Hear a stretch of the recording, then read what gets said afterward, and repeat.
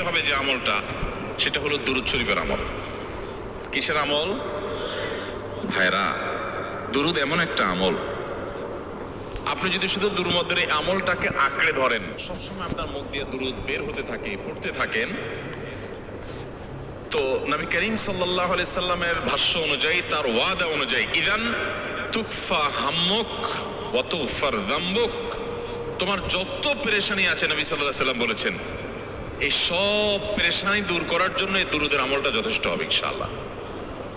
এবং গুনাহ মাফের জন্য এই দুরূদের আমলটা কি হবে? যথেষ্ট হবে।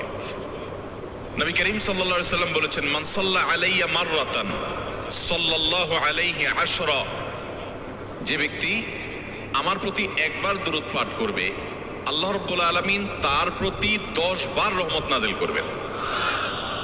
কয়বার রহমত নাজিল করবেন?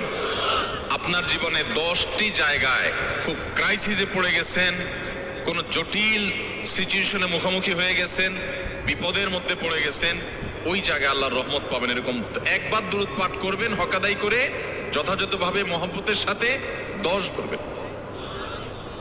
নবী করিম সাল্লাল্লাহু আলাইহি ওয়াসাল্লাম বলেছেন, আকসিরু আলাইয়া মিনাস সালাতি মিন ইয়াউমিল জুমআতি ওয়া লাইলাতিল জুমআহ, তোমরা জুমার দিন এবং জুমার রাতে আমার প্রতি বেশি বেশি দুরূদ পাঠ করবে, দুরূদ প্রেরণ করবে।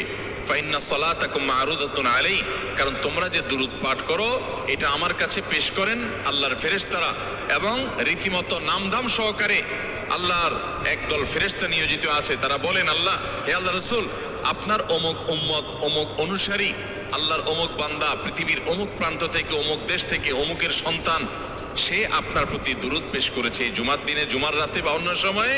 এটা নবী করিম সাল্লাল্লাহু আলাইহি সাল্লামের কাছে রিপোর্ট দেওয়া হয় আল্লাহর নিযুক্ত ফেরেশতাদের